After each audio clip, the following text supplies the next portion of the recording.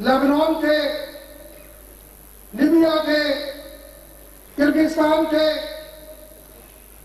और ambassador Asian Afro legal consultative organisation Switzerland के, Bosnia के,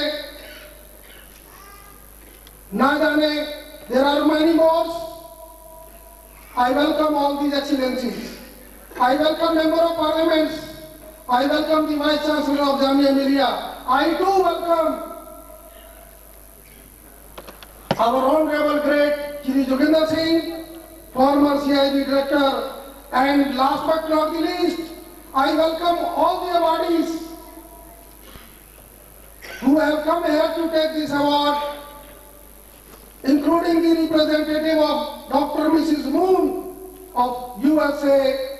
Thank you very much. Jai Hind. I call upon Mr. Rajiv Chandran from United Nations, who will read the message of Mr. Kofi Annan, Honorable Secretary General of United Nations. Please, Mr. Rajiv Chandran. Please do a favor to me by, if you will well, begin to Mr. Rajiv Chandran.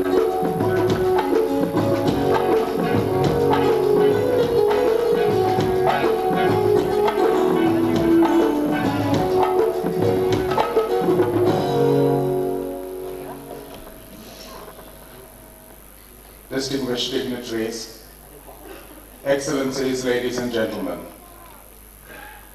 I bring to you the message of the UN Secretary General, Mr. Kofi Annan, on the occasion of Human Rights Day 2002. Few periods in history have brought a greater sense of a seismic shift in the workings of international relations than the present one, in the interaction between states and between peoples alike. Globalization, the specter of international terrorism, and the increasing recognition of the universality of human rights are all part of this shift. To manage it, we need a vision that can help bring about a new equilibrium. That vision must respect human rights, confront the threat of terrorism, and draw as never before upon the resources and legitimacy of multilateral cooperation. That confronts us with a complex challenge, but one in which we must be guided by one clear principle beyond any other: respect for the international rule of law.